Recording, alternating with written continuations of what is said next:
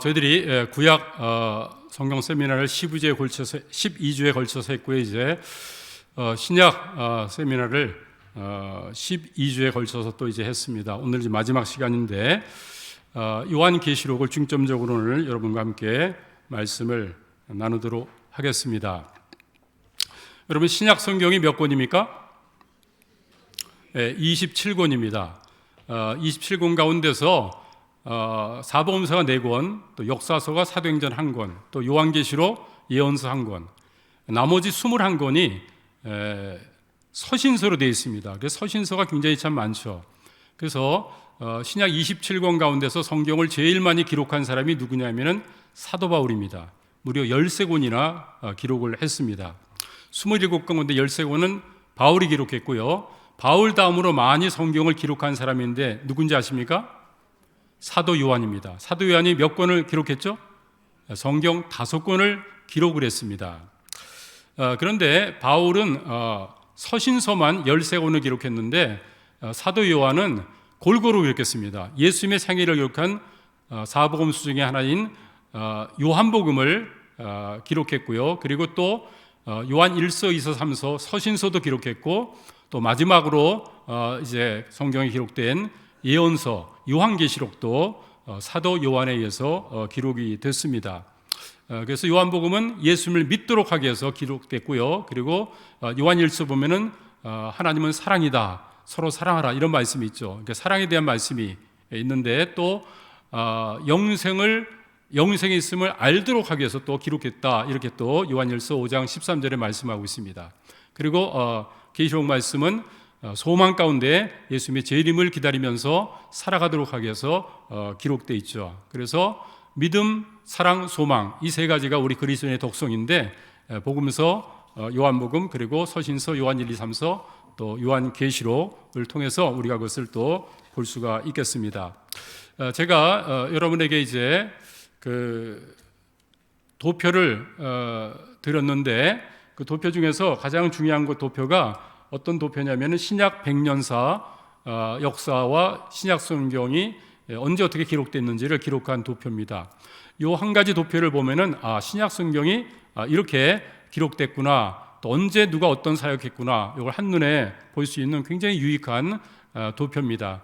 그래서 100년 가운데 첫 번째 33년은 예수님께서 사역하신 것을 보게 되고, 두 번째로 이제 사도행전 속에서 또 33년 좀 남짓해서 이제 베드로와 또 그리고 바울에 의해서 어떤 사역이 일어난지를 사도행전에서 기록을 하고 있습니다. 그리고 이제 사도행전 28장 하면 끝납니다. 그래서 그 이후에는 어떤 일들이 일어난지를 우리가 알 수 없는데, 이 나머지 그러니까 AD 70년부터 해서 이제 100년까지 그때 이 사도 요한을 통해서 하나님께서 일하시는 것을 봅니다. 그래서 사도 요한은 요한복음, 그리고 요한 1, 2, 3서, 그리고 요한계시록, 이 5권의 성경을 언제 기록했냐면은 AD 90년에서 95년 요 사이에 이것을 기록을 했습니다. 그래서 맨 마지막까지 장수하면서 이제는 신약 성경을 마무리하고, 그리고 모든 것을 종결한 종결자다, 이렇게 볼 수가 있겠습니다. 그래서 오늘 요한 복음을 제외해놓고 요한 서신과 또 요한 계시록을 잠깐 보도록 하겠습니다. 2페이지로 가셔서요. 요한 1서를 보면은 어떤 내용이냐면 하나님의 속성에 대해서 특별히 요한 1서에서 이야기하고 있는 것이 두드러져 나옵니다. 그래서 1장 5절 말씀과 그리고 4장 8절 그리고 16절 말씀 보면은 1장 5절에서는 하나님은 빛이시라고 했습니다. 거룩하신 하나님, 어둠이 없고 죄가 없으신 하나님이다. 1장에서 얘기하는 하나님의 속성입니다. 그리고 4장에서는 하나님은 사랑이시다라고 또 말씀을 하고 있습니다. 그래서 우리가 신앙생활할 때 하나님을 올바로 알고 신앙생활하는 것이 중요하지 않습니까? 그래서 하나님이 어떤 분이신지, 어떤 속성을 가지신지를 알아야 되는데, 특별히 다른 건 몰라도 빛 대신 하나님이시고 또 사랑이신 하나님이시다. 이 두 가지는 여러분들이 잊지 않았으면 좋겠습니다. 그래서 요한 1서를 읽게 되지만 이것이 나옵니다. 왜 이게 중요하냐면은 빛 대신 하나님은 이제 거룩하신 하나님이다, 이렇게 또 표현할 수가 있겠죠. 거룩하신 하나님만 알게 되지만요, 하나님을 두려워하는 분으로만 생각합니다. 그렇죠? 그런데 거꾸로 또 사랑의 하나님만 생각하게 되지면은 우리가 어떻게 되면 좀 경거망동할 수가 좀 있습니다. 그래서 우리가 신앙생활할 때 하나님은 거룩하신, 죄가 없으신 빛 가운데 계신 하나님이시고, 그 다음에 또 우리를 사랑하시는, 아가페의 사랑, 우리를 사랑하시는 하나님이시다. 이 두 가지를 한쪽에 치우침 없이 우리들이 동시에 빛 되신 하나님, 그리고 사랑이신 하나님 앞에 우리들이 신앙생활하면은 우리가 하나님을 올바로 알고 또 신앙생활을 바르게 할 수 있으리라 생각이 듭니다.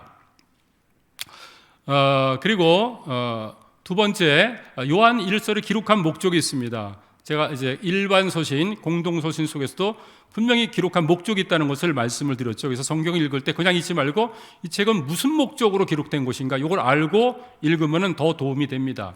요한 1서를 기록한 이유는 두 가지가 나옵니다. 1장 3절에 보면은 하나님과 예수 그리스도와 함께 친밀한 교제를 나누도록 하기 위해서 기록했다, 이렇게 이야기를 하고 있습니다. 사귐을 갖도록 하기 위해서 기록했다는 것입니다.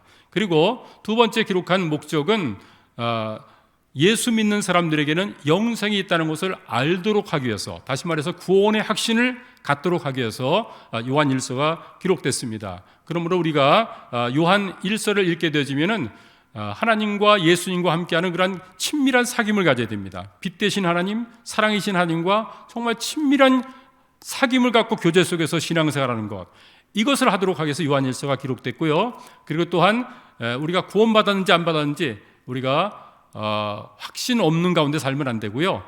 내가 예수 그리스도를 믿었으면 영생이 있다는 것을 분명히 알고 확신 속에서 신앙생활을 하도록 해서 쓰여졌거든요. 그래서 구원의 확신을 갖도록 쓰여진 이 요한 1서를 통해서 또한 우리가 구원의 확신을 가지고 바르게 힘있게 신앙생활을 해야 될 줄 압니다.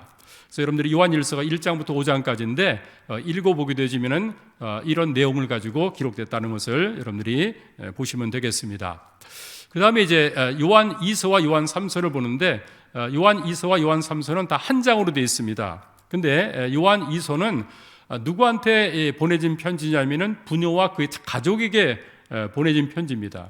그러니까 편지를 보내는데 여러분 집에 있는 그런 이제 아내와 그리고 또 자녀들한테 개인적으로 성경 말씀을 보내줬다 하니까 얼마나 큰 영광이겠습니까? 그런데 바로 요한 2서가 바로 부녀자한테 그리고 그 가족한테 보내줬던 그런 서신으로 그렇게 이야기를 하고 있는 것을 보게 됩니다. 그 다음에 요한 3서 말씀, 요한 3서 말씀도 1장으로 짧게 되어 있는데 요한 3서는 누구한테 보내졌냐면은 사랑하는 가이오한테 이제 장로였고 사도였던 요한이 편지를 썼습니다. 그래서 정말 구구절절히 그 가이오라는 이름 앞에 사랑하는이라는 그런 수식어가 계속 붙습니다. 요한 3서 2절 말씀 여러분 잘 아시죠? 사랑하는 자여 내 영혼이 잘된 같이 범사에 잘되고 강건하기를 내가 강구하노라. 근데 이 가이오가 이런 축복을 받게 되는데 왜 이런 축복을 받게 되냐면은 가이오가 진리 안에서 행하고 사랑 안에서 행하는 그런 사람이었기 때문에 그렇습니다. 그래서 우리가 교회 속에서 신앙생활할 때 진리 안에서 말씀 안에서 행해야 되고 또 사랑 안에서 우리들이 또한 행하는 삶을 가이오처럼 살게 될 때 이게 참 하나님 앞에 큰 복된 삶 또 축복된 삶을 우리가 살게 된다는 얘기죠. 그래서 진리 안에서 가이오가 행한다는 얘기를 듣고 내가 너무 기쁘다. 나는 진리 안에서 행한다는 얘기보다 더 기쁜 소식이 나한테는 없다 라면서 진리 안에서 행하고 있는 가이오를 칭찬하고 있습니다. 그리고 또 이 나그네 된 자들을 열심히 영접하고 대접하고 섬겼던 것을 봅니다. 그래서 많은 사람들이 가이오가 우리를 이렇게 섬겨줬습니다. 이런 얘기를 증언을 했다는 얘기죠. 그래서 이 가이오는 진리에도 투철하고 사랑에도 투철한 삶을 살았던 사람인 것을 볼 수가 있습니다. 그래서 우리가 성경 말씀 진리는 정확하게 알고 투철한데 사랑이 메마른 사람은요 어떻게 합니까? 좀 딱딱하고 좀 냉랭하죠. 그렇죠? 그런데 하나님의 진리의 말씀은 별로 생각하지 않고 살면서 그냥 사랑이 많고 정이 많은 사람은 어떻습니까? 그 정이 많고 사랑이 많아서 좋은데 근데 말씀에 올바로 서 있지 못하다 이런 또 느낌을 받게 되죠. 그래서 우리가 신앙생활할 때 균형이 있어야 됩니다. 하나님 말씀이 우리를 지배하고 또 하나님의 사랑이 우리를 지배해서 삶을 살 때 가이오처럼 우리가 교회에 유익된 삶, 또 칭찬받는 삶을 살게 될 줄 믿습니다. 이런 말이 있습니다. 진리가 없는 사랑은 위선이 되고, 그리고 사랑이 없는 진리는 폭력이 된다라는 말이 있습니다. 그래서 진리와 사랑, 이 두 가지는 함께 가야 될 것이다 생각을 합니다. 요한 서신 짧게 말씀을 드릴 수밖에 없는 것은 오늘 중점적인 것이 이제 요한계시록 말씀을 여러분과 함께 나눠야 되기 때문에 그렇습니다. 요한계시록이 보인다. 그래서 저도 이제 보면은 이제 저희 형님도 그렇고 또 성도들도 그렇고 요한계시록이 어려운데 좀 도움이 될 수 있는 그런 책이 있습니까? 그렇게 이제 추천을 해달라는 그런 얘기를 듣습니다. 근데 이 책들이 좀 뭐냐면은 우리와 믿음이 좀 다른 그런 책들도 있고요. 그리고 또 신학적인 책들도 있고. 그러니까 이거 성도들한테는 이게 참 어렵거든요. 그런데 강효 목사님께서 요한계시록이 보인다 이 책을 쓰셨어요. 그래서 말씀을 전하시고요. 근데 제가 이 책을 저도 쭉 밑줄을 그고 이제 읽었는데 너무 좋아요. 그리고 성도들이 뭐 이 책만 딱 읽게 되면 요한계시록을 정확하게 다 이해할 수 있겠다 생각이 듭니다. 그래서 사실 오늘 공부하지 않아도 여러분들이 이미 이 책을 읽었고 또 목사님의 말씀을 들었기 때문에 요한계시록에는 든든히 다 서 계신다 생각을 합니다. 그래서 굉장히 너무나 좋고 유익하고 알찬 내용들이 적혀 있는 책이기 때문에 혹시 읽지 못하신 분이 계신다면 꼭 구입하셔서, 여러분 담임 목사님께서 쓰신 책인데 정말 너무나 좋은 책입니다. 그래서 이 시중에 이렇게 아주 쉽게 그러면서 정확하게 하나님의 말씀을 그렇게 적어낸 그런 책들이 정말 없어요. 여러분들 요한계시록 읽으면 정말 신학적으로 머리 쥐나는 딱딱한 책들이 너무나 많아요. 그리고 잘못된 그런 견해들 있는 책도 많고. 그런데 우리의 믿음, 성경적인 믿음을 하는 데는 이 책만한 책이 없다, 저는 그렇게 생각을 해서 적극적으로 권하고 저도 굉장히 많은 그런 축복을 받고 있습니다. 자, 그래서 요한계시록 우리가 잘 무장되어 있어야 됩니다. 이단들이 너무나 많기 때문에 잘못된 해석에 대해서 이게 뭐가 잘못된 건지 모르게 되어지면은 거기에 우리가 휩쓸릴 수가 있거든요. 그래서 하나님의 말씀을 우리가 다 무장되어 있지만 요한계시록도 어렵지 않습니다. 오늘 말씀을 보면은 이런 책이구나 하면서 가깝게 여러분들이 접할 수가 있겠다 생각을 합니다. 그래서 요한계시록 말씀을 보겠습니다. 요한계시록은 그 도미티안 황제가 96년까지 이제 즉위를 했는데 이게 황제 숭배를 하라고 했어요. 그래가지고 황제 숭배를 하는데 크리스천들은 황제 숭배하는, 예수님만 이제 숭배하지 않습니까? 그래서 엄청난 핍박을 당합니다. 네로 황제 핍박 다음으로 도미티안 황제 때 두 번째 이제 핍박이 주어지거든요. 그때 이제 살아남았던 그 사도 요한도 반모섬으로 이제 가가지고 거기서 이제 유배된 가운데서 이제는 천사를 통해 가지고 이제 환상을 보게 되어지고, 그리고 이제 앞으로 있게 될 그런 일을 기록한 책이 바로 이제 요한 계시록인 것을 보게 됩니다. 그래서 반모섬이 어디 있습니까? 에베소 바로 아래쪽에 반모섬이 있습니다. 그래서 여기서 이제 기록을 한 것을 보게 됩니다. 그럼 뭘 썼는가? 이게 요한계시라고 되어 있지만 요한계시록이 아니라 예수 그리스도의 계시입니다. 요한은 받아 적은 것뿐이고 그 내용은 예수님의 계시죠. 그래서 이제 요한계시록 말씀은 물론 이제 그 예수님께서 두 번 오신다는 거 아시죠? 구약의 모든 그런 예언의 말씀이 이제 초림과 재림에 대해서 얘기하는데 이것이 다른 각각의 사람이 오는 것이 아니라 동일하신 하나님의 아들 예수님께서 우리 죄를 해결하기 위해서 초림하셨습니다. 2000년 전에 오셨죠? 그리고 바로 그 예수님께서 내가 다시 오겠다 말씀하셨죠. 그 예수님이 또 재림하시는 것입니다. 그래서 요한복음에서는, 사복음서에서는 예수님이 초림하셔서 어떤 삶을 사셨는지를 기록하고 있고, 요한계시록에서 이제 재림하실, 왕으로 재림하셔서 어떤 일을 할 것인지를 또 기록하고 있는 책입니다. 그런데 요한계시록은 사도 요한이 기록할 때도 미래의 책이었죠. 그런데 지금도 예수님께서 아직 오시지 않았기 때문에 지금도 우리에게 여전히 미래의 책입니다. 성경에 있는 모든 말씀들은 다 말씀대로 이루어졌습니다. 믿습니까? 그런데 아직까지 이루어지지 않은 것이 딱 하나 있는데 그것이 예수님의 재림입니다. 그것도 성경에 예언한 대로 하나님의 때 하나님께서 약속하신 대로 이 말씀을 다 이루시면서 또한 재림하실 줄로 믿습니다. 이것을 기록한 책이 또 요한계시록이니까 흥미진진하게 이 말씀을 또 우리가 읽었으면 좋겠습니다. 3페이지 이제 맨 아래 5번입니다. 이게 참 중요합니다. 여러분들이 요한계시록이 1장부터 몇 장까지 되어 있는지 아십니까? 예? 22장까지 되어 있습니다. 그래서 저는 지금까지 계속 성경을 하면서 장수를 아는 게 중요하다는 말씀을 여러 번 강조해 드렸죠. 요한계시록 읽어도 이게 장으로 이렇게 구분되니까 몇 장에는 무슨 내용이 나오는가, 몇 장부터 몇 장까지는 어떤 내용인가, 요걸 알면은 좋습니다. 그래서 1장부터 12장까지 그걸 그 장수에 어떤 내용이 있다 이걸 모르면서 읽게 되지만 정말 복잡하고 힘들어요. 그런데 너무 감사한 것은 이게 22장으로 딱 돼 있으니까, 구분되어 있으니까 22장 속에서 한 장 한 장이 무슨 내용인가 요걸 알면 된다는 것입니다. 그래서 요한계시록은 특별히 이제 그 7교회 또 7재앙 뭐 이런 이제 7에 대한 숫자가 의도적으로 많이 나옵니다. 그런데 한번 요한계시록을 22장까지를 한번 나눴는데 7구분으로 나누면 쉽게 이해할 수가 있겠다 싶어서 이렇게 나눠봤습니다. 1장은 뭡니까? 서론. 따라서 1장 서론. 2장 3장은 7교회에 대해서 얘기하고 있습니다. 2장 3장에는 7교회, 그리고 4장 5장은 천상의 내용. 그래서 4장에서는 하나님의 보좌 중심으로 일어난 천상의 내용, 그리고 5장에서는 어린 양 중심으로 이제 이루어지는 또 천상의 내용이 4장과 5장에 기록되어 있습니다. 그 다음에 요한계시록에서 6장부터 18장까지, 이게 그러니까 굉장히 긴 부분이죠. 이 부분이 어떤 부분입니까? 6장부터 18장까지가 7년 환란 부분입니다. 7년 환란 부분이에요. 7년 환란 가운데서는 세 가지 재앙이 연거푸 이제 일어납니다.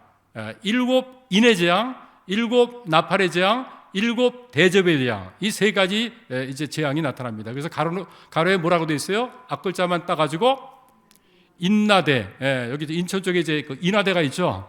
그건 몰라도 인나대는 아셔야 됩니다. 그래서 이걸 첫 글자만 알아가지고 요한계시록 6장부터 18장까지는 이제 7가지 이제 그 재앙이 이제 세 번에 걸쳐서 이제 나오는데, 바로 이것이 인나대를 통해서 이제 이어져서 재앙이 나타나는구나라는 것을 여러분들이 알면은 도움이 되겠습니다. 따라서 하십시오. 인나대, 인의 재앙, 나팔 재앙, 대접 재앙, 이렇게 가는 것입니다. 이게 따로 떨어지지 않고 계속 이어져 간다는 것을 여러분들이 또 꼭 명심하시면 좋겠습니다. 이것은 또 구체적으로 제가 말씀을 드리겠습니다. 그 다음에 한 페이지 넘겨서 4페이지입니다. 요한계시록 1장부터 22장까지 제가 이제 저도 자료를 찾기 위해서 좀 나름대로 노력을 했는데, 요한계시록 전체 1장부터 22장까지를 그렇게 잘 장별로 이렇게 좀 정리하는 것이 없어가지고 제가 하여튼 일단 제 나름대로 만들었습니다. 근데 만들다 보니까 잘 만든 것 같아요. 그래서 이제 1장부터 22장까지니까 이것만 4페이지만 여러분들이 정확하게 알게 되어지면은 어렵지 않게 이걸 다 여러분들이 요한계시록을 보게 됩니다. 요한계시록은 이 1장부터 22장까지 요 장의 내용, 요게 전부입니다.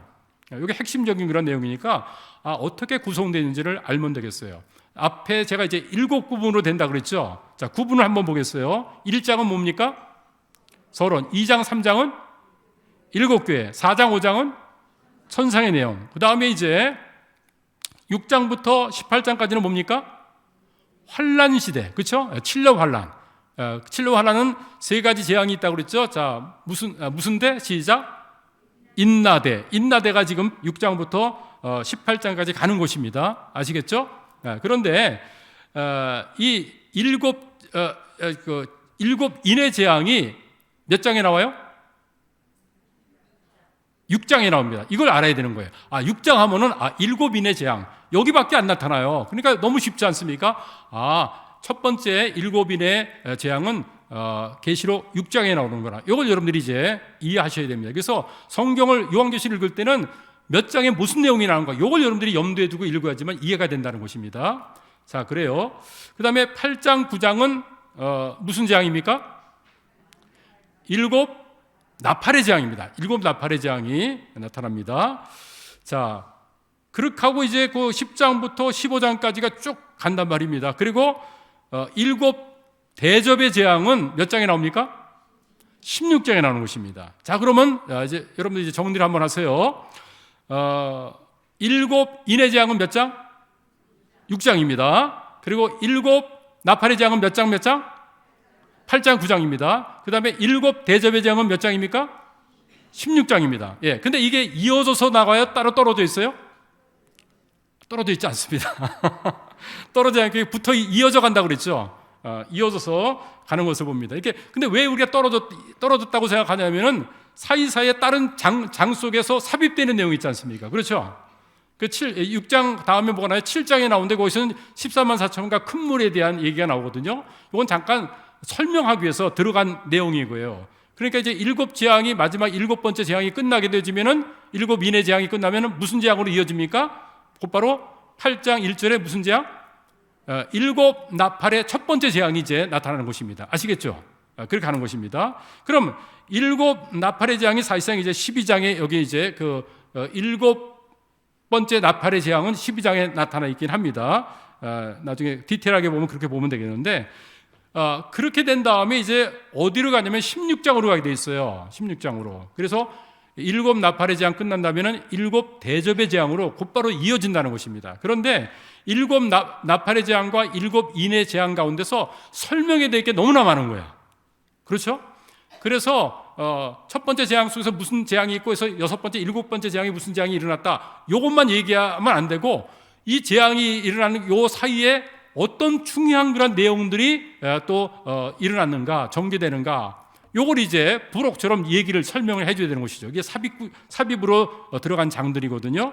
그래서 10장에는 작은 책, 11장 두 증인, 12장 여자와 용의 싸움, 13장 두 짐승, 14장 천사행의 14만 4천과 세 천사, 15장 7번째 나팔을 위해서 이제 심판을 준비하는 거, 7 대접 준비. 요게 10장부터 15장까지가 7 나팔이 끝난 다음에 이제 7 대접이 이제 시작하기 전에 삽입된 그런 내용이 이렇게 많다는 거예요. 그런데 우리는 뭐 어떻게 알아야 되냐면 인나대로 알아야 되는 거예요. 그러니까 뭐예요? 첫 번째 7가지 인의 재앙이 있죠. 그 다음에 무슨 재앙이요? 그렇죠. 그게 8장 9장에서 7가지 나팔 재앙이 있죠. 그럼 어디로 가야 돼요 또? 16장 7가지 대접 재앙이 있죠. 이렇게 이어져 가면 되는 것입니다. 아시겠습니까? 그 나머지는 삽입 부분이다. 그래서 제가 아주 친절하게 첫 번째 삽입 부분, 두 번째 삽입 부분, 세 번째 삽입 부분 이렇게 써놨지 않습니까? 이건 삽입 부분이구나. 중요한 것은 이 환란 시대는 이 세 가지의 중요한 재앙, 7인의 재앙, 7 나팔의 재앙, 7 대접의 재앙으로 이어지는구나. 이렇게 하시면 되겠습니다. 그럼 이제 재앙이 다 끝나게 되어지면은 어떤 일이 벌어지냐면은 16장이 끝난 다음에도 굉장히 또 중요한 또 이슈가 되는 게 있어요. 그게 이제 음녀 바벨론에 대한 얘기거든요. 이것을 17장, 18장에서 두 장에 걸쳐가지고 중요한 이제 칠러 환란 때 사건이기 때문에 이 얘기를 또 이제 언급을 합니다. 그렇지만 사실상 7 대접의 재앙, 7번째 재앙이 끝나게 되지만 예수님이 이제 지상 재림하는 거예요. 그러니까 16장에서 어디로 가야 돼요? 우리는요? 19장으로 가야 되는 것입니다. 아시겠죠? 왜요? 17, 18장은 삽입된 부분이기 때문에 이해되십니까? 네, 그렇게 이해하시면 되겠습니다. 그래서 19장에는 지상 재림하시고요. 20장에서는 천년왕국, 그리고 21장, 22장에서는 새 예루살렘에서 우리가 영원히 사는 것, 이것입니다. 그래서 제가 3페이지 맨 아래에 기록이 났지 않습니까? 요한계시록 7가지 구분, 이게 지금 7 구분으로 이렇게 돼 있는 거예요. 근데 이제 7년 환란 6장부터 18장까지가 너무 긴 부분이니까 이걸 이렇게 또 나눠서 말씀을 드린 것입니다. 그래서 이 도표가 굉장히 중요한 도표입니다. 그래서 잘 모르게 되지만 이 도표를 다시 한번 보게 되지만 요한계시록은 이렇게 돼 있구나, 내가 여기를 읽고 있구나, 이런 내용이구나, 이것만 보고 여러분들이 이해하시면 되겠습니다. 아시겠죠? 어렵지가 않습니다. 그래서 그 모든 것을 제가 기록을 해놨습니다. 그럼 이제 5페이지로 가서요. 요한계시록 말씀 속에서 이제 7 교회에 대한 얘기가 2장 3장에 나온다고 그랬죠. 7 교회에 대한 얘기가 나오는 것을 보게 됩니다.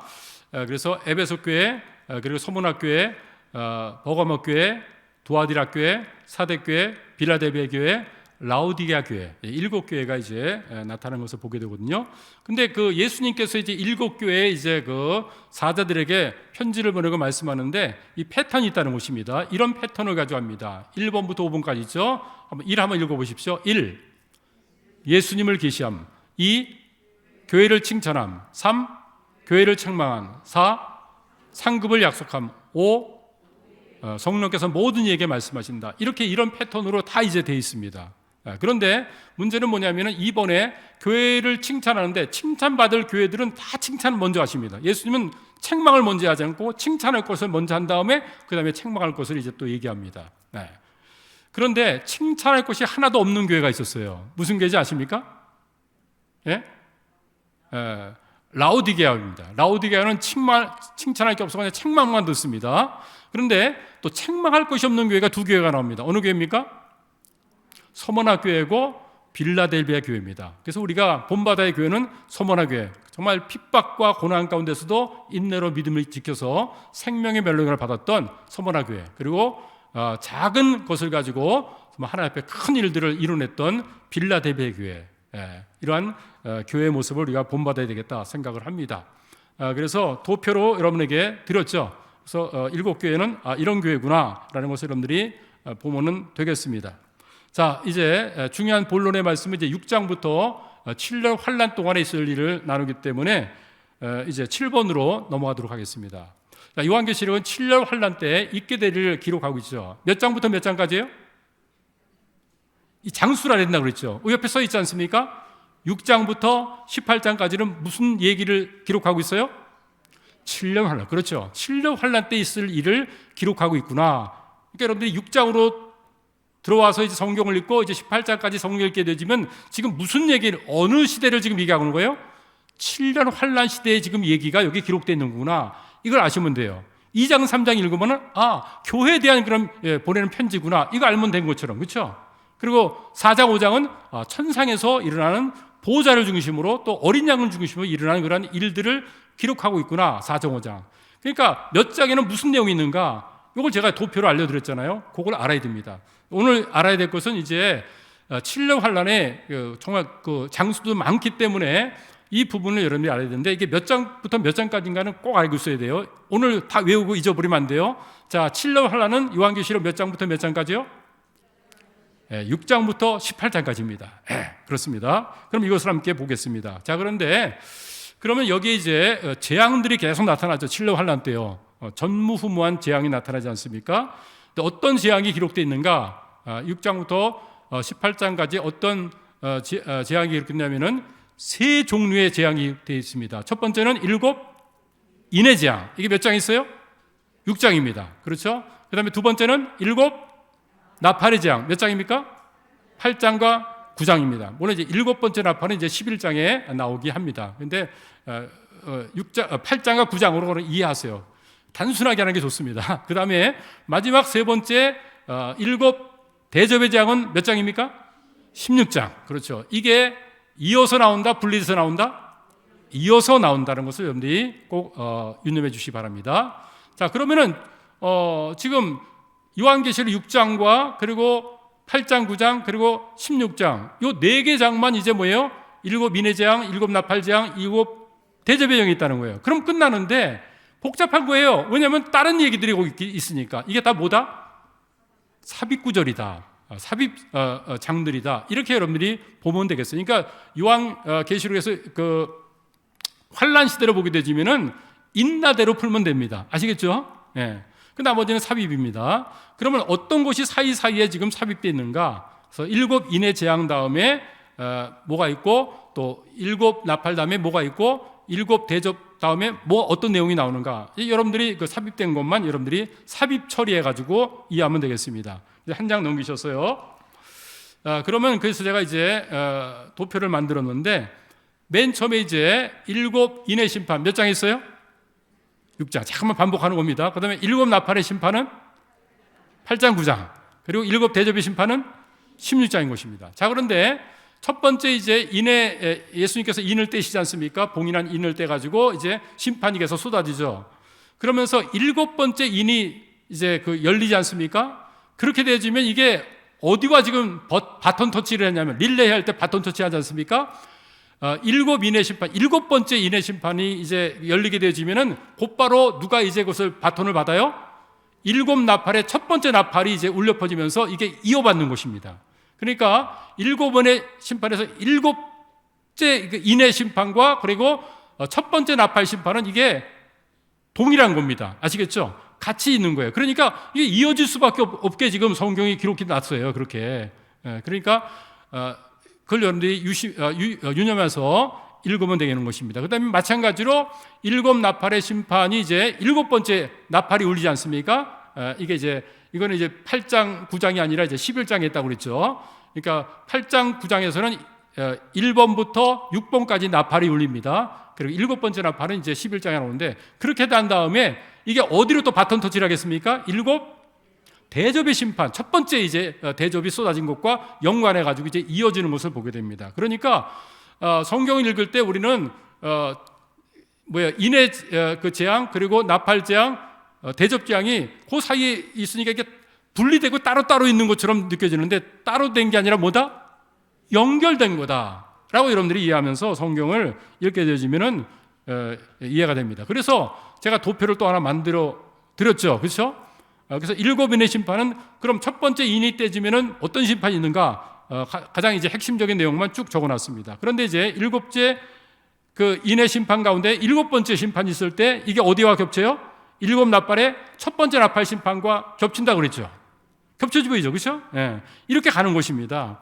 그러니까 이래가지고 이제 인나대가 계속 이어지는 게 이제 요한계시록 6장부터 18장이구나. 그런데 그때 그 재앙 얘기만 하는 것이 아니라 다뤄야 할 얘기가 너무나 많은 중요한 얘기들이 있으니까 삽입장으로서 이런 장들이 들어가 있구나.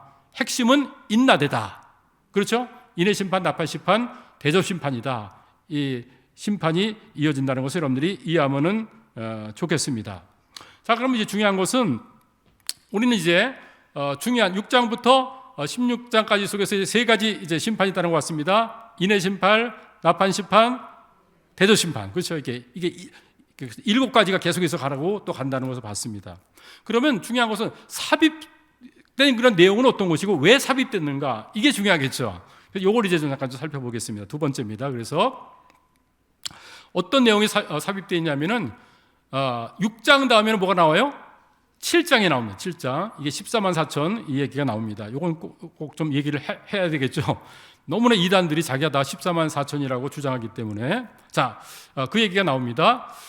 그 다음에 일곱 나팔이 이제 8장과 9장인데 10장부터 15장까지 엄청난 그런 삽입된 그런 장들이 거기 다 있습니다. 너무너무 중요하기 때문에 이 얘기를 안 하고 넘어갈 수가 없는 것이죠. 그래서 이제는 이때가 되어지면 어떻게 됩니까? 이제는 7년 환란도 이제 전반기 7년 환란, 후반기 7년 환란, 3년만씩 나눠지거든요. 이제 후반기 쪽으로 이제 가게 되면서 이제 거기 이제 두 증인도 나타나고 또 이제 사탄이 적그리스도가 이제 이스라엘을 완전히 다 없애라고 하니까 또 하나님께서 이제 이스라엘을 보호하는 그런 내용도 나오고, 그리고 적그리스도가 어떻게 나타나서 또 적그리스도를 돕는 거짓 선지자가 함께 이 세계를 전체를 지배하면서 어떻게 사탄의 제국으로 만들고, 그리고 또한 이제 어떻게 세상을 장악하는가, 이런 일들이 또 나오는 것을 보게 됩니다. 이런 것이 너무 중요한 얘기이기 때문에 이제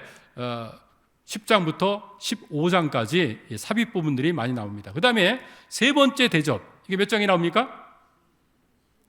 16장이죠. 16장 대접 심판입니다. 대접 재앙이 나온 다음에 그 다음에 곧바로 이제 대접 재앙의 일곱 번째 이제 대접이 쏟아지면은 그 끝난 다음에 이제 예수님이 이제 재림하셔야 되지 않습니까? 근데 19장에서 예수님이 재림하고 17, 18장이 또 있는 거예요. 왜요? 이것도 삽입 구절로 이 마지막 때에 음녀 바벨론이 어떠한 그런 극악한 그런 일들을 행했는가, 이걸 우리가 알아야 되는 거예요. 그래서 그걸 삽입 성경으로 기록해 놨다, 이렇게 여러분들이 보면은 되겠습니다. 이해가 되시죠? 쉽죠? 너무 쉬워요. 이렇게 구조가 이렇게 되어 있습니다. 자, 그러면 이제 그 다음을 보도록 하겠습니다. 8번을 함께 같이 보도록 하겠습니다. 8번입니다. 일곱 인의 재앙부터 이제 살펴보겠습니다. 일곱 인의 재앙이 몇 장에 나오죠? 6장에 나오죠. 이제 머릿속에 늘 이제 넣으셔야 됩니다. 6장에 나오는데 일곱 인이 하나씩 떼질 때마다 재앙들이 나타나거든요. 그런데 특별히 보게 되지면은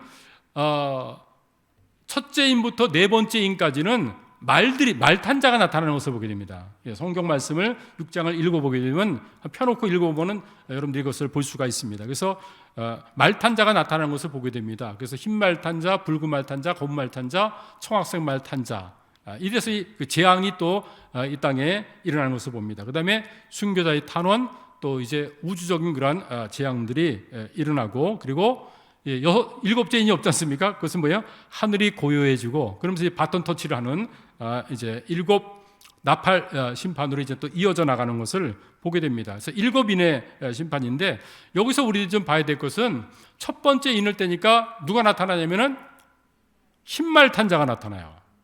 그래서 이 시중에 있는 그런 이제 그 나온 책들이라든지 유튜브 보게 되지만 여기도 흰말 탄자가 누구냐에 대한 해석이 여러 가지로 분분합니다. 여기서 아주 정반대의 해석하는 이런 부분들이 있거든요. 그런데 우리가 이 문맥과 이 모든 것을 보게 될 때, 그리고 목사님께서도 정확하게 그걸 또 써 놓으셨는데, 흰말 탄자는 흰말 탔으니까 그리스도가 아니냐 그러는데, 그리스도가 아니라 그리스도를 가장해서 가짜 평화를 주면서 나타나고 있는 적그리스도입니다. 아시겠죠? 네. 이것을 여러분들이 이해하면 되겠습니다. 그 다음에 이제 붉은 말은 이제 전쟁, 검은 말은 기근. 그래서 뭐 지금도 우크라이나 전쟁 때문에 인플레이션이 엄청나지 않습니까? 그때 뭐는 엄청나게 더 큰 이제 인플레이션이 이제 있게 되죠. 그래서 보리 이제 그 석대 그 한 대를 가지고 그렇게 했는데, 사실상 그것이 24대 정도를 살 수가 있는데 석대밖에 못 사는 것입니다. 지금도 뭐 유가 상승되어지고 뭐 이러지 않습니까? 현실 아닙니까? 여러분 장 보게 되면 장바가지가 엄청나죠. 근데 이제 그 7날 환란 때 이제 인이 떼졌을 때, 이때 기근은 뭐 비할 나름이 없는 것이죠. 그래서 우크라이나의 곡창지에서 이제 그 곡물들을 수출을 못하니까 뭐 한 나라에서 이렇게 됐을 때 세계 경제가 지금 어렵게 되지 않습니까? 그러니까 이게 실제적인 사실이구나라는 것을 우리가 기억할 필요가 있어요. 그 다음에 넷째 인이 뗄 때가 어떤 일이 벌어집니까? 사망이 있는데 세계 인구의 얼마?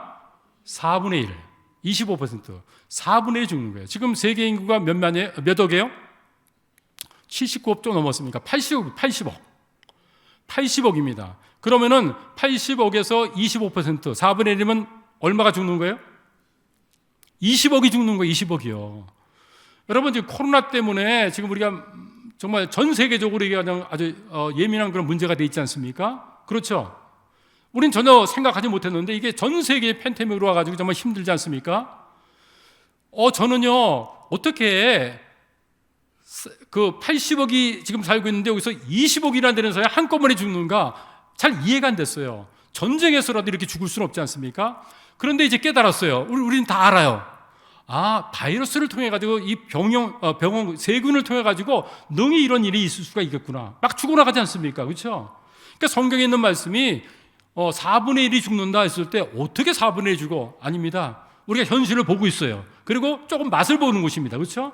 이 일들이 이제 칠렙 환란 속에서 네 번째 인이 떼질 때 나타나는 일들이다라는 것을 보게 됩니다. 그래서 이러한 이제 일곱 인의 심판이 이 땅에 일어나게 되는 것을 보고 사람들은 엄청나게 두려워하죠. 이게 뭐 왕들도 두려워 떱니다. 왜? 자기한테도 뭐 당하는 다 일이니까요. 뭐 빈부 귀천 따지지 않고 이런 일들이 주어집니다. 그래서 여러분들이 그 요한계시록 읽을 때 예수님을 뭐라고 묘사하고 있는지를 여러분들이 먼저 좀 알아야 되는데, 예수님을 뭐라고 얘기하고 있습니까? 어린 양으로 얘기하고 있습니다. 아시겠죠? 요한계시록에는 어린 양이라는 그런 말이 엄청 많이 나와요. 그 어린 양은 다 누구예요? 예수입니다. 누가복음에서 인자라는 그런 표현을 자주 쓰지 않습니까? 마찬가지로 요한계시록에서는 예수님의 이름 대신에 어린 양이란 그런 그 표현들이 나옵니다. 어린 양 하면 바로 그것이 예수입니다. 이렇게 여러분들이 이해하고 읽으면 되겠습니다. 자, 이제 중요한 거 이제 9번입니다. 요한계시록 이제 6장에서 이제 일곱 인의 심판이 이제 재앙이 이제 다 끝나게 됩니다. 자, 그런데 이제 그때 이제 누가 이제 나타나냐 하면은 14만 4천이 나타나고 큰 무리가 나타나는 것을 보게 됩니다. 자, 이제 모든 이단들이 자기가 14만 4천이라고 얘기합니다. 신천지에서도 자기가 14만 4천이라고 그러죠. 전도관에서도 그랬고요. 여호와의 증인도 그렇고, 그렇죠? 그러니까 모든 사람이 자기가 14만 4천이라고 그러는 겁니다. 근데 왜 이런 얘기를 하게 되고 사람들이 그것을 무방비로 당하는가 이렇게 봤더니 14만 4천을 문자적으로 받아들이지 않고 이걸 상징 비유로 이걸 푸는 거예요. 그러니까 요한계시록 어렵고 이게 문자적인 내용이 아니라 다 상징적인 내용이고 비유적인 내용이다. 이렇게 해석을 하고 이렇게 간주하는 것입니다. 그거 정말 위험한 것입니다. 1차적으로 성경 말씀을 우리가 이해할 수 있도록 문자적으로, 문맥적으로, 문법적으로 이해할 수 있도록 주신 말씀이에요. 그렇게 믿습니까? 상징이 얘기하면 이게 무슨 뜻인지 잘 모르잖아요. 그 상징은 여러 가지로 다 얘기를 할 수 있어요, 사람들이요. 1, 2, 3, 4, 5, 6, 7, 8, 100번까지 갈 수 있어요. 이 말씀 가지고 이런 뜻이다, 저런 뜻이다. 그렇죠? 그런데 성경은 1차적으로 뭐예요? 문자적으로, 문맥적으로, 문법적으로 해석을 해야 됩니다. 아멘? 그리고 역사 속에서 이 말씀이 왜 기록됐는지 그걸 보고 우리가 이제 하나님의 뜻을 알아야 되는데 그냥 다 이제 상징과 비유로 보니까 이게 어렵게 되지고 이렇게 하다 보니까 이단들한테 이게 다 당하는 것입니다. 한국교회가. 예. 왜냐하면 이거 상징과 비유로 봤으니까 상징과 비유야 하면서 이게 우리를 상징하는 거다. 이렇게 다 얘기를 하는 거예요. 이단들이요. 그러면 한번 보겠습니다. 14만 4천은 누구를 말하는가?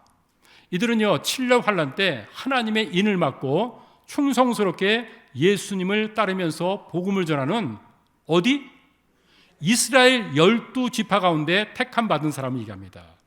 그러니까 이들은 이방인이 아니라 다 뭐예요? 유대인들, 이스라엘 12지파가 나옵니다. 그래서 이게 성경 말씀 한번 읽어봐야 되겠습니다. 7장 4절 시작. 내가 인침을 받은 자의 수를 들으니 이스라엘의 각 지파 중에서 인침을 받은 자들이 14만 4천이니 그랬습니다. 자, 14만 4천이 하나님의 인을 받았습니다. 그렇죠? 하나님의 보호를 받고 하나님의 능력을 이제 덧입게 됐다는 것이죠. 그런데 그들이 다 누구를 통해서 이제 어느 사람들이 이제 인을 받았다 그랬어요? 이스라엘 지파 속에서 각 지파. 그다음에 이제 또 루벤 지파에서 이제 뭡니까? 12,000명이요. 그러면서 계속해서 12,000명들이 이제 12지파가 나타나는 것을 보게 돼요.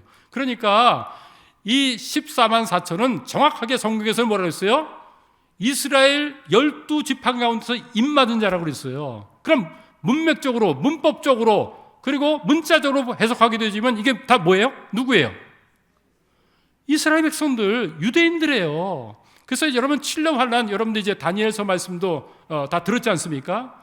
다니엘 이제 9장 말씀에 중요한 것이 이제 다니엘의 70일이 아닙니까? 70일이가 이제 490년을 이스라엘과 이제 연관해서 맺은 그런 이제 약속의 언약의 말씀이죠. 그런데 뭡니까? 483년은 다 지나갔어요, 이제. 그렇죠? 예수님께서 십자가에 달려 돌아가실 때까지가 이제 483년입니다. 그렇게 되는 거예요. 그리고 나머지 이제 한 일에 7년이 딱 남은 것입니다. 그리고 이제 이스라엘의 시계, 째깍째깍 들어갔던 이스라엘의 시계가 멈췄어요. 483년 끝나고 490년까지 가야 되는데 7년을 남겨놓고 멈췄어요. 그리고 이스라엘의 시계가 멈춘 가운데 이제는 이 시계가 어디로 갑니까? 이방인한테 넘어온 거예요. 하나님께서 구약은 다 이스라엘 유대인들을 통해서 하나님께서 역사한 게 그 구약 말씀 아니에요? 그런데 다니엘서 말씀 보게 되지면은 483년 이제 예루살렘 성벽 세우고 그리고 이제 예수님께 십자가 달려 돌아가시고 이러면 이제 거기서 끝나는 것이고 그 다음에는 7년만 딱 남겨놓고 이제는 이방인의 때로 왔는데 이게 교회 시대죠. 그래서 우리한테 이제 복음이 전해지게 된 거죠. 로마서 여러분들이 11장 25, 26절 말씀 보면은 이방인의 충만한 수가 들어오기 전까지 유대인들이 더러는 완악하게 된 것이다. 그렇지만 마지막에 뭐예요? 이방인들의 충만한 수가 들어오게 되지면은 이 시계가 이제 또 뭐예요? 이방인 시계는 멈추고 유대인의 시계가 째깍째깍 이제 들어간다는 거예요. 그래서 유대인들이 남은 7년 속에서 예수님을 메시아로 하나님의 아들로 자기의 구주로 받아들인다는 얘기죠. 민족적으로 예수님을 지금 안 믿고 있어요. 유대인들은요. 어떻게 하나님은 혼자인데 한 분이신데 어떻게 예수님도 하나님이 될 수 있냐? 이 삼위일체 하나님을 그들은 받아들이지 않고 유일시 하나님만을 받아들이거든요. 그런데 이제 7년 환란 때 그때 예수님이 바로 메시아고 우리의 주님이구나라는 것을 민족적으로 받아들이게 된다는 것이죠.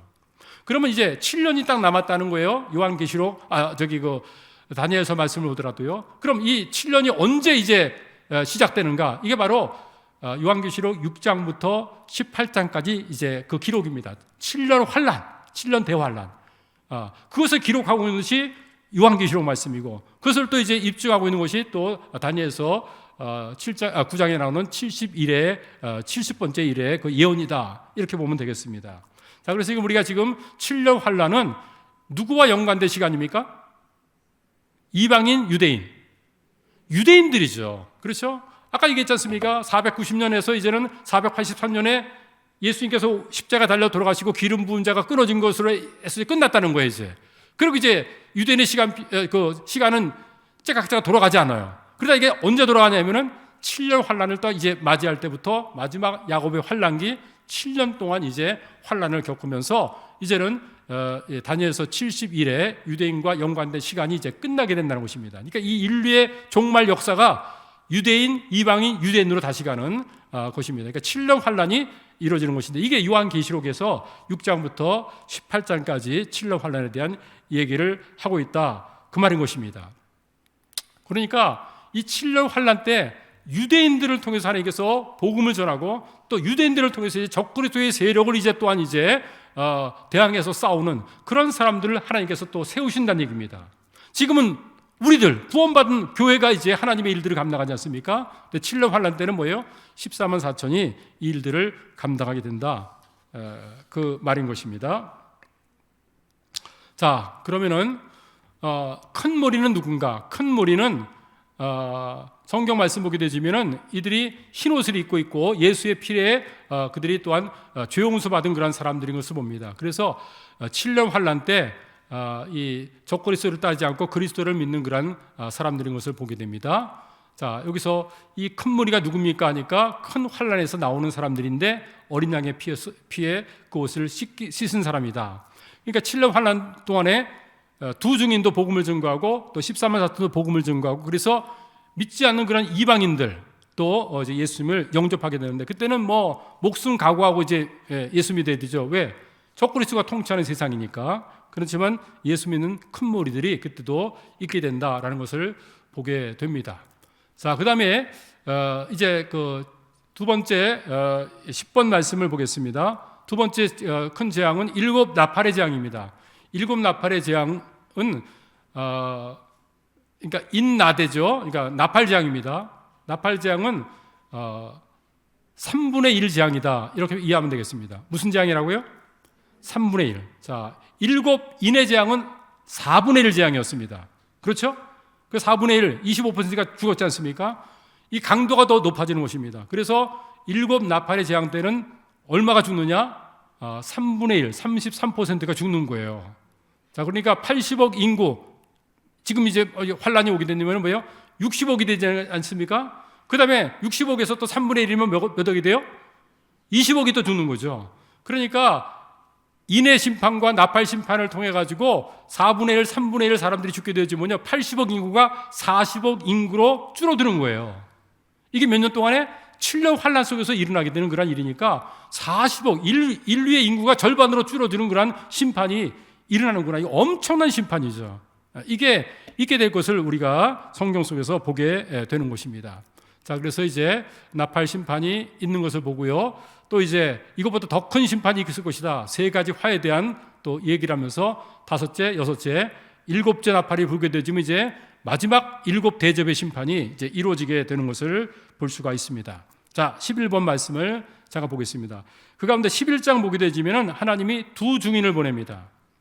이 두 증인은 이제 적그리스도를 대항해 가지고 하나님의 능력을 행했던 사람인 것을 보게 됩니다. 그런데 이게 몇 년 동안 일한다고 그랬어요?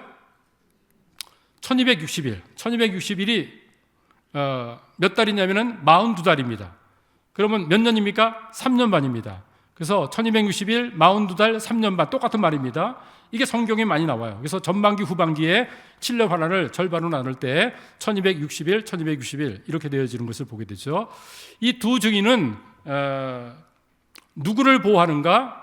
누구를 보냐면은 이스라엘, 여기 여자라고 표현됐는데 이스라엘을 적군에서부터 하나님께서 참 죄송합니다. 제가 시간이 바빠가지고 하나님의 일들을 감당하면서 이 두 증인이 나중에 죽게 됩니다. 죽게 돼요. 근데 죽은 가운데서 그들이 또 다시 살아나고 부활하고 하나님의 능력을 또 나타나는 일에 쓰임받는 것을 봅니다. 자, 12장으로 가서 이제 또 이 7년 환란 동안엔 누구를 보호하냐면은 이스라엘 여자를 보호합니다. 그래서 여자라고 이제 12장에 나오는 그 여자가 해산에서 예수님을 탄생했는데 예수님께서 유대인으로 오셨죠. 그래서 이스라엘 백성들을 보호한다. 말씀하신 대로 7년 환란은 이스라엘과 연관된 시간 아닙니까? 그 적그리스도가 이스라엘을 예수님을 민족적으로 이제 믿게 되니까 이스라엘을 공격하죠. 그리고 14만 4천도 다 이스라엘 사람 아닙니까? 그래서 하나님께서 이 이스라엘을 7년 환란 속에서 보호해 주신다는 그런 내용이 나오는 것을 봅니다. 여기서도 얼만큼 보호합니까? 1260일 동안 그들을 광야에서 보호해 주신다. 이런 내용이 나오는 것을 봅니다. 자, 그다음에 12번 이게 중요하죠. 이제 요한계시록 13장에 이제 삽입된 부분을 봤습니다. 7년 환란 때 누가 나타나냐면 짐승이 나타납니다. 근데 첫 번째는 무슨 짐승? 바다에서 올라오는 짐승이 1절부터 10절까지인가에 나옵니다. 이게 다 누구냐면 적그리스도입니다. 적그리스도인 것을 보게 됩니다. 그 다음에 이제 11장부터 18장까지는 누가 나오냐면은 땅에서 올라오는 짐승이 나오는데 그 짐승이 누굽니까? 거짓 선지자입니다. 거짓 선지자인데 그러니까 적그리스도를 보좌하는 자입니다. 적그리스도를 믿도록 하기 위해서 하여튼 악랄하는 그런 일들을 누가 다 맡냐면은 이 거짓 선지자, 땅에서 올라온 짐승이 이 일들을 감당하는 것을 보게 됩니다. 그래서 어떤 일 하는지 13번 여러분들이 보면 이제 적그리스도를 믿도록 하기 위해서 거짓 선지자가 하는 일입니다. 하늘에서 불이 떨어지고 우상을 만들었는데 우상 동상이 말하는 것입니다. 이런 기적을 바로 거짓 선지자, 땅에서 올라온 짐승이 하는 것을 볼 수가 있습니다. 그러니까 사람들이 신기하죠. 이게 전 세계로 이제 그 우주 이제 그 뭡니까? 인터넷으로 그리고 또 생중계되지 않습니까? 그렇죠? 옛날에는 전혀 생각할 수 없었던 일을, 그렇죠? 100년 전에 생각할 수 없었던 일이 지금 다 일어나지 않습니까? 실시간으로 다. 그러니까 전 세계에 있는 모든 자가 다 적그리스도를 믿을 수밖에 없는 거예요. 이런 일들이 벌어지고 짐승의 우상을 믿지 않는 자들은 다 죽게 하는 그런 일을 행했다는 것입니다. 자, 그래서 이런 일들이 벌어지게 됩니다. 그리고 또 짐승의 표 666이죠. 이걸 봤는데 666은 뭐냐면은 경제 활동을 못하게 하는 것입니다. 여러분들이 슈퍼 가게 되면 거기서 물건을 사고 어떻게 나오죠? 나올 때 돈을 내든지 카드를 내든지 그렇죠. 네, 그렇습니다.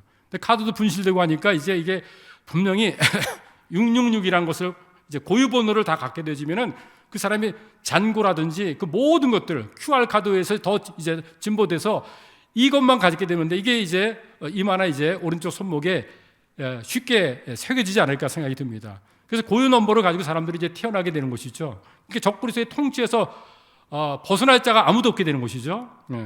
그래서 이때 적그리스도의 인을 666을 맞지 않게 되지면 어떻게 됩니까? 여러분 물 한 모금 이제 마실 수가 없는 거죠. 살 수가 없는 거죠. 그런 가운데 이제 있게 된다라는 것을 얘기합니다. 이게 다 거짓 선지자가 적그리스도로 인해서 다 이제 저것을 믿도록 하기 위해서 이런 술수들을 행하는 것을 보게 됩니다. 그 다음에 이제 마지막 재앙이 인나대 대접재앙입니다. 대접재앙은 인의 재앙은 몇 퍼센트? 저희 4분의 1이었죠. 그리고 나팔재앙은 3분의 1이었죠. 대접재앙은 올 전부입니다. 모두에게 임하는 그런 재앙이 나타납니다. 그리고 이제 예수님께서 오시는 것입니다. 지구 전체에 이제 그런 재앙들이 나타나는 것을 얘기합니다. 땅과 바다와 강과 그리고 해 이런 심판들이 있게 되고 재앙들이 있어서 사람들은 엄청나게 어려움을 당하고 또 적그리스도의 보좌에도 또 하나님의 그 대접 심판이 있게 됩니다. 이 얘기를 하고 있습니다.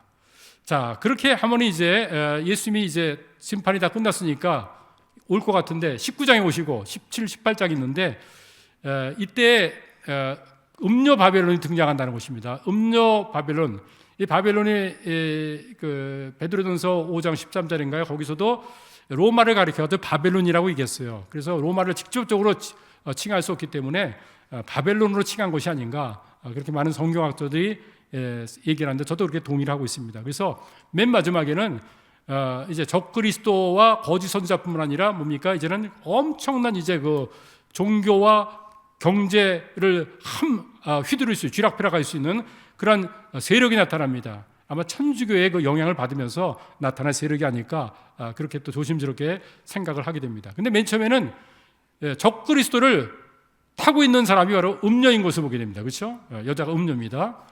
그렇게 하는데 나중에는 어떻게 됩니까? 적그리스도가 다 통치권한데 뭐 가져온다면은 이 음녀를 또 이제 또 죽이고 없애버리는 것을 보죠. 그래서 서로 이제 도움이 될 때는 함께하지만 그러나 뭡니까? 적그리스도가 모두 자기 위에 있는 자들 다 죽이는데 자기보다도 위에 있는 자가 바로 이제 음녀, 엄청난 종교, 경제 이제 그 커뮤니티였습니다. 이것을 이제 다 이제 무너뜨리고 자기가 이제 전 세계를 적그리스도가 지배하는 그 일들이 주어지는 것이 17장과 18장에 나오는 것을 볼 수가 있습니다. 그래서 음녀가 성도들을 핍박합니다. 그 다음에 또 어떤 일 합니까? 세계 경제를 주무르죠. 그래서 이 음녀에 의해서 모든 것들이 이루어지게 만드는 것을 보게 됩니다. 자, 그 다음에 19번, 18번 말씀인가요? 예수님께서 이제 이 땅에 재림하십니다. 말씀하신 대로 재림하셔가지고 어떤 일이 벌어지는가? 음료 바벨론을 멸망시킨 다음에 재림하십니다. 그래서 어떤 일 합니까? 적그리스도와 그 추종 세력과 전쟁을 하죠. 아마겟돈 전쟁 합니다. 여러분들이 이거 14페이지, 15페이지인가요? 15페이지에 22번을 보면은 거기 아마겟돈이라는 곳이 나오니까 나중에 여러분들이 참고로 보시면 되겠습니다. 14페이지를 한번 잠깐 볼까요? 14페이지, 15페이지를 보게 되시면은 제가 요한계시록에 궁금한 단어들을 거기다 다 좀 기록을 해놨습니다. 그래서 요한계시록을 읽을 때 강혜 목사님 이 책과 그리고 제 교재와 그 맨 마지막에 나오는 궁금한 단어 풀이들 이것만 여러분들이 25개만 알게 되어지면은 요한계시록 읽는데 큰 문제가 없을 것 같아요. 그래서 이걸 다 정리해 놨으니까 여러분이 참고를 이렇게 보면서 요한계시록을 읽게 되어지면은 많이 이해가 되면서 읽을 수 있지 않을까 생각을 합니다. 그래서 예수님께서 이제 오셔가지고 이제 적그리스도의 세력을 물리치시죠. 그리고 짐승과 적그리스도죠. 그리고 거짓 선지자 이들을 이제 어디로 보냅니까? 산채로 유황불 불붙는 못에 던졌다 그랬죠. 이게 바로 지옥입니다. 불못. 지금 지옥은 텅 비어 있어요.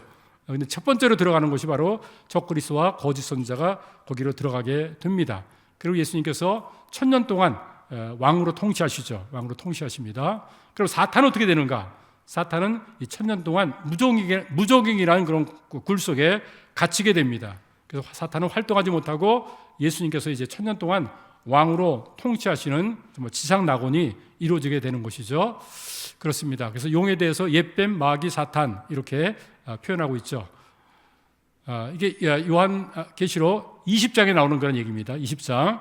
요한계시록 20장에 이제 천년왕국에 대해서 뭐라고 이제 해석하느냐 따라서 이제 달라지는데 우리는 예수님께서 전천년설, 천년왕국 전에 왕이 오셔가지고 왕국을 세운다. 전천년설을 우리가 믿고 있습니다. 그래서 이 도표 여러분들이 보면은 초림하시고 재림하십니다. 그리고 재림하셔서 아마겟돈 전쟁에서 적그리스도의 세력을 물리치고 그리고 사탄은 이제 무적행에 갇히고 천년왕국이 이제 펼쳐지고 천년왕국 끝에 이제 사탄이 잠깐 풀려나는 것을 보게 됩니다. 잠깐 풀려나는데 이게 어떤 것이냐? 곡과 마곡의 전쟁인 것을 볼 수가 있습니다. 곡과 마곡의 전쟁으로 이어지는 것을 보게 됩니다. 제가 지금 시간 때문에 진도로 계속 나가고 있는데 19번 보겠습니다. 그러면 이제 예수님께서 이제 칠레 환란 끝나고 그리고 마귀를 이제 또 불못에 던진 다음에 그 다음에 어떻게 하는가? 이제 흰 보좌 심판이 있게 됩니다. 흰 보좌 심판. 이게 요한계시록 20장 11절부터 15절까지 내용에 나오는 그런 얘기인데 크고 흰 보좌에 예수님이 앉아 있고 그리고 아담 이후로 예수 믿지 않고 구원받지 않고 죽었던 모든 사람들의 영혼이 이제 육체와 결합을 해가지고 부활합니다. 그리고 자기가 지은 범죄에 따라 가지고 자기 행위에 따라서 가장 큰 죄는 예수 믿지 않는 죄죠. 그로 인해 가지고 그들이 심판을 받습니다. 그래서 적그리스도, 거짓 선지자, 마귀가 가 있는 바로 이 불못에 그들이 던져져서 심판을 받게 되는 것을 보게 됩니다. 이것이 백보자의 심판입니다. 그래서 모든 심판이 끝난 다음에 이제 요한계시록 21장, 22장이 남게 되죠. 그러면은 21장, 22장에 어떤 일이 주어지게 되는가? 20번입니다. 13페이지로 와서요. 구원받은 사람은 어디서 살게 되는가? 자, 우리가 어디서 삽니까? 천국에 살죠. 근데 우리가 궁극적으로 지금은 다 천국으로 갑니다. 우리가 그렇죠? 너희는 마음에 의심하지만 너희를 위해서 처소를 예비한 바로 예수님이 만들었고 처소 바로 그 천국으로 우리가 갑니다. 그런데 천국에서 우리가 하늘나라에서 영원히 사는 게 아닌 것을 요한계시록에서는 이렇게 얘기를 하고 있습니다. 시간이 없지만 한번 이 말씀을 읽어보겠습니다. 시작. 또 내가 새하늘과 새 땅을 보니 처음 하늘과 처음 땅은 없어졌고 바다도 다시 있지 않더라. 또 내가 보매 거룩한 성 예루살렘이 하나님으로부터 하늘에서 내려오니. 그랬죠? 예. 그래서 지금 거룩한 천국에 지금 있는 이것이 하나님의 보좌와 함께 뭐예요? 이 땅으로 내려오는데 처음 하늘과 처음 땅은 사라지죠. 그래서 새 하늘과 새 땅에서 이제 새 예루살렘이 오는데 그것이 그 신랑을 위해서 단장한 신부 같다 이렇게 표현하고 있습니다. 그래서 이제는 하늘나라가 이 땅으로 내려온 곳입니다. 새 하늘과 새 땅, 그리고 새 예루살렘에서 우리가 영원토록 거기서 살게 되는 곳입니다. 누구와 삽니까? 하나님과 함께 사시죠. 그래서 우리가 주님 위해서 정말 흘렸던 눈물을 닦아주시고 곡하는 것이나 아픈 것이나 모든 것이 없어지죠. 어떤 분은 그럼 천국에서 언제까지, 이 새 하늘과 새 땅에서 언제까지 살아요? 하나님은 영원하신 분이니까 영생 가진 자는 왜요? 영원토록 사는 거죠. 영원토록 살면 정말 너무 지겹고 힘들 것 같은데요. 그 사람은 잘 몰라요. 하나님이 피곤하고 여러분 천국에는 없는 게 있어요. 해가 없죠. 그렇죠? 성전도 없죠. 하나님이 성전이기 때문에. 근데 또 뭐가 없냐면은 권태기가 없습니다. 그렇기 때문에 전혀 염려를 놓으시고 하나님의 영광 가운데서 우리들이 정말 찬양하면서 정말 창세전에 삼위일체 하나님이 누렸던 그 모든 영광을 우리가 함께 누리면서 세세토로 우리가 살게 될 것입니다. 이런 놀라운 축복, 이런 것이 우리한테 약속되어 있으면 우리는 어떤 삶을 살아야 되겠습니까? 정말 예수님께서 내가 곧 오겠다. 왜 온다고 그랬어요? 이 말씀 읽겠습니다. 시작. 보라, 내가 속히 오리니 내가 줄 상이 내게 있어 각 사람에게 그가 행한 대로 갚아주리라. 왜 오세요? 상을 주려고. 여러분 올림픽 왜 열어요? 면류관을 지금 그들에게 주려고. 금운동 그렇잖아요. 그거예요. 그거 맨 마지막에 피날레는 그겁니다. 올라 시상대에서. 그러니까 예수님께서 오신 목적은 상 주려고 오는 거예요. 그럼 우리가 구원받았으면 그 상을 받아야죠. 근데 아무나 받는 건 아니겠죠? 그렇죠? 그러니까 우리는 정말 이 상을 받을 수 있는가? 부끄러운 구원을 받는 게 아니라 주님 오실 때 잘했다 착하고 충성도 내가 상을 줄 수 있는가? 상 받기 위해서 우리들이 삶을 살아야 됩니다. 아멘? 하나님을 믿을 때 왜 믿어요? 하나님이 살아계신 것과 또 뭐예요? 상 주심을 믿어야 된다고 히브리서 11장 6절에서 말씀했죠. 우리의 믿음이란 건 상을 받는 그런 믿음을 우리가 가져야지만 이게 진짜 믿음입니다. 아멘? 난 상 필요 없어. 나는 구원만 받으면 돼. 천만의 말씀. 그거 잘못된 신앙이에요. 그래서 우리들은 이제 구원받았으니까 상급 받기 위해서 영혼군에서 제자 만드는 일, 충성을 다하면서 복음 증거하는 일, 예수님을 닮아가는 일, 그렇죠? 이런 삶을 살다가 가는 거예요. 그래야 되면 우리가 상급이 있죠. 이 땅에 꽃만을 썩어질 것을 살지 않고 상급받는 삶을 살아야 될 줄로 믿습니다. 맨 마지막으로 이제 예수님께서 하신 말씀을 읽고 마치겠습니다. 시작. 이것들을 증언하신 이가 이르시되 내가 진실로 속히 오리라 하시거늘 아멘. 주 예수여 오시옵소서. 예수님께서 오십니다. 근데 우리가 정말 주님의 오심을 아멘 오시옵소서 하면서 마라나타 맞이할 수 있는가? 아니면 나중에 지금 준비 안 됐어요. 이러면 안 되지 않습니까? 모든 성경이 다 이루어졌고요. 마지막 요한계시록만 이제 남았습니다. 이게 이루어질 것입니다. 모든 그런 이것이 종말을 향해서 더 큰 이제 가까운 종말을 가고 있지 않습니까? 이 마지막 때 우리가 어떤 삶을 살아야 되겠습니까? 구원받은 건 너무 감사하면서 소망 속에 살 뿐만 아니라 이뤄진 영혼들에게 복음 증거하고 교회의 사명을 감당하면서 주님을 닮아가고 또 주님을 증거하고 주님께서 원하시는 삶을 마음껏 하나님 앞에 흡족하게 살아야 되는 삶을 우리가 살아야 되지 않겠습니까? 그런 삶을 살다가 주님을 기쁨으로 만나는 한 분 한 분 되시기를 주님의 이름으로 축복합니다. 기도하겠습니다. 좋으신 아버지, 하나님 은혜 가운데 신약 성경 말씀 27권 말씀을 특별히 요한계시록까지 마치게 하심을 감사합니다. 귀한 달고 오묘한 이 말씀을 생명의 말씀을 주셨사오니 이 말씀을 묵상하고 이 말씀대로 순종하면서 이 말씀대로 이루어드리는 삶을 살아가도록 축복해 주옵소서. 우리의 주 되신 예수님 이름으로 감사하며 기도했사옵나이다. 아멘.